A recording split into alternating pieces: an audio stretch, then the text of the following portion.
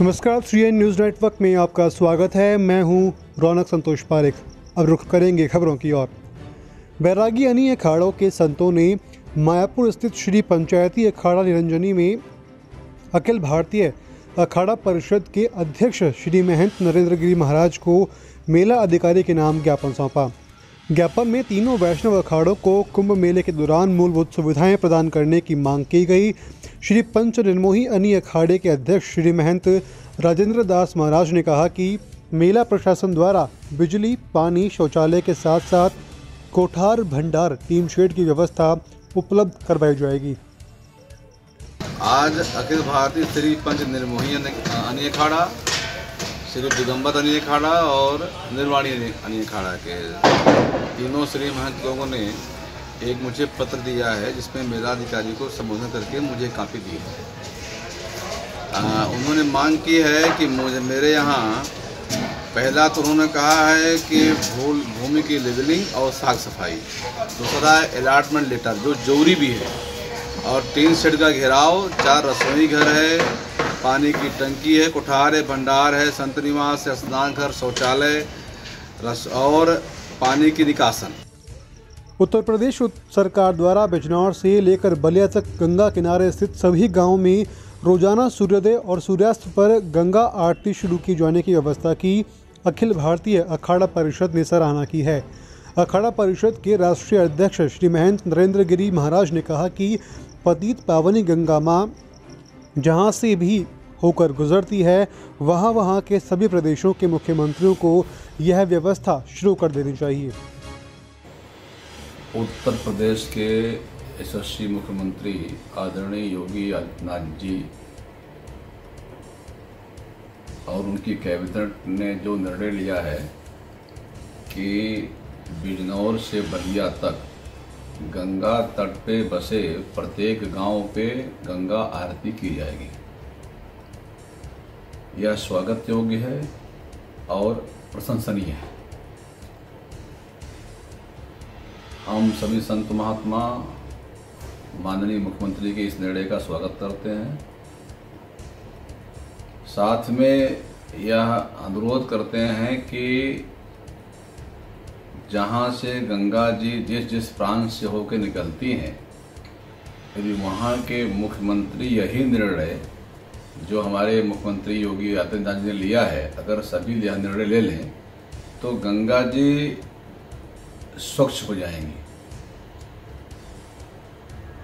हर गांव में जो गंगा तट बसे, अगर वहां गंगा आरती की जाएगी, इससे लोगों के अंदर ऐसी भावना आएगी कि जहां मैं आरती करता हूं गंगा जी गंदगी नहीं करेंगे। कुंभ मेला निर्माण कार्यों में बैरागी कैंप की उपेक्षा किए जाने से नाराज हुए बैरागी संत, जरूरी सुविधाएं उपलब्ध नहीं करवा रही मेला प्रशासन। कुंभ मेले के दौरान लाखों बैरागी संत व खालसे हरिद्वार आएंगे, जिनके रहने और मूलभूत सुविधाओं को देने की लगातार मांग कर रहे हैं बैरागी संत। जानता बस ऐसा कह रहे हैं कि ऐसा नहीं होगा। हमारे सनातन धर्म की जो ये भारत भूमि है, इसमें ये देखिए कि जो भी अनिष्ट हुआ है संसार में आया है, उसको टालने के लिए हम लोग धर्म कर्म करते हैं। अभी कोरोना ऐसी चीज़ नहीं है कि जो आप हुआ हो कि खा जाए सबको। हम ये कह रहे हैं कि आप कुंभ को लगाओ, जैसे विधिवत जैसे लगता है आप वैसे ही लगाओ, तंबू आरती भी लगाओ, हवन पूजन भी उनके पाठ में, इससे निवारण होगा। न कि प्रदूषण बढ़ता थोड़े है इनसे तो निवारण होता है। अज्ञानता बस ऐसे कह रही है, अपनी मर्जी के अनुसार बक रहे हैं। सनातन धर्म की परंपरा को देखिए आप, उसमें जो अनिष्ट आता है तो धर्म कर्म किए जाते हैं, रोके नहीं जाते। ये उल्टा चल रहे हैं। इनको स्वयं सोचना चाहिए, बार बार समझाने पर समझ नहीं रहे।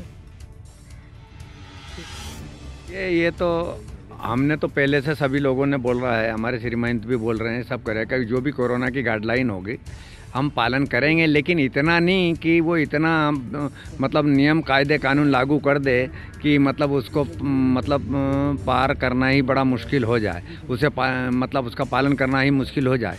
तो ऐसे में एक बहुत सारी चीज़ें हैं। अब इतनी बड़ी रैलियां हो रही, जैसे महेंद्र जी ने कहा, इतने बड़े कार्यक्रम हो रहे हैं, इतनी बड़ी सभाएं हो रही है, अपने कर रहे हैं, तो धर्म के काम में इस तरह का रोड़ा क्यों? ये रोड़ा नहीं होना चाहिए।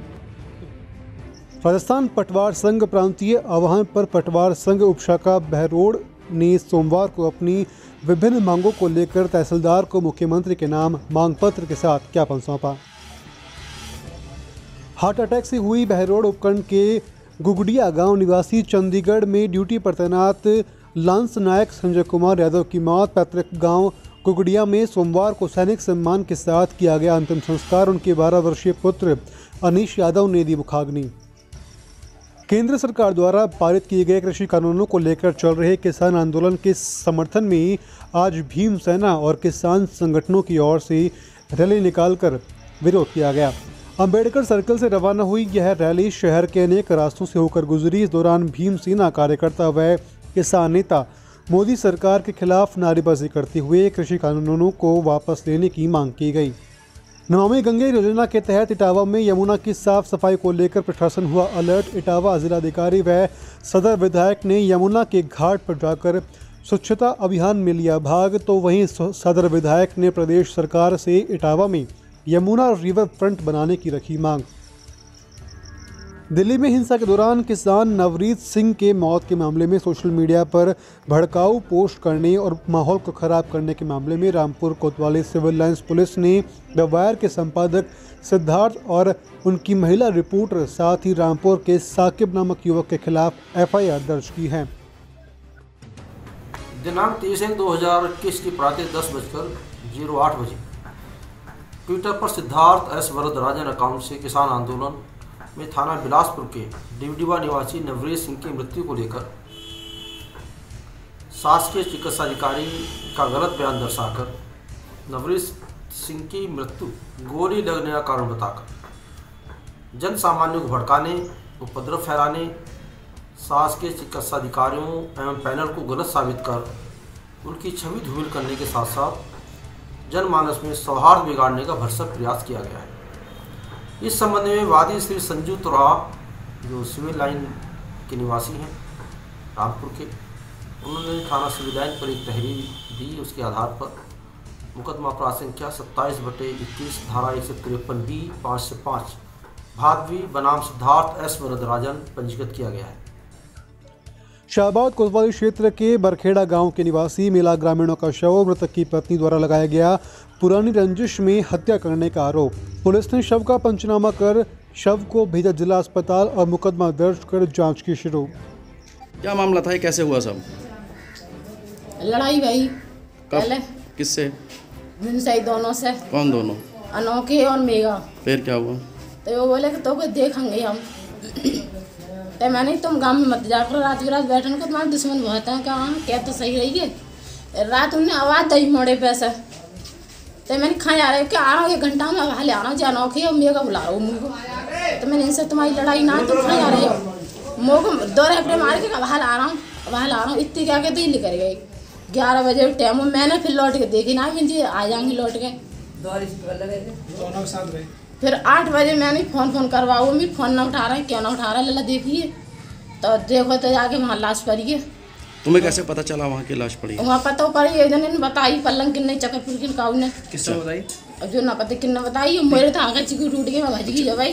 फिर पुलिस को कैसे सूचना दी? पुलिस को काम मान नहीं दी होगी। आई पुलिस? हाँ। कौन कौन आया था, कितने लोग थे? पहले 6 लोग, 4 पुलिस आई थी बराल है ना? चलिए। बेटे को इंटर की परीक्षा दिलवाने जा रहे पिता की बाइक को ट्रक ने रौंदा। पिता और इकलौते पुत्र की मौके पर मौत।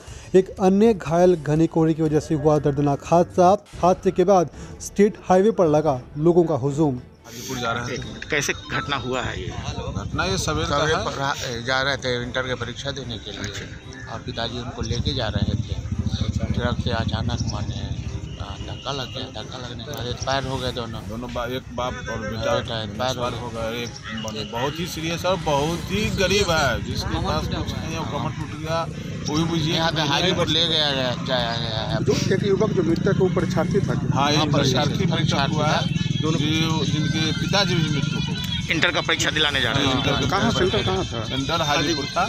तो घायल जो युवक है वो क्या था? वो भी परीक्षा यानी कि दोनों को पहुंचाने के लिए जा रहे हैं। दोनों को पहुंचाने के लिए जा रहे हैं। घटना कहाँ घटी है सर? 15 चौक पर। कुछ पता हुआ कैसे लगी है? ये ट्रक की बड़े ही गाड़ी से लगी है। इसको घसीटते हुए ले गया। मतलब कोहरा के कारण जो है समझ नहीं कोहरा के कारण लगा है। गरीब वाला का भी इसमें गलत है, मनमानी की नहीं किया, मर्सी नहीं किया, वो घसीटते बहुत दूर तक चल गया, बहुत दूर घसीट बच भी सकता था। बुलेटिन फिलहाल अभी के लिए इतना ही। आप देखते रहें 3N न्यूज़ नेटवर्क। नमस्कार।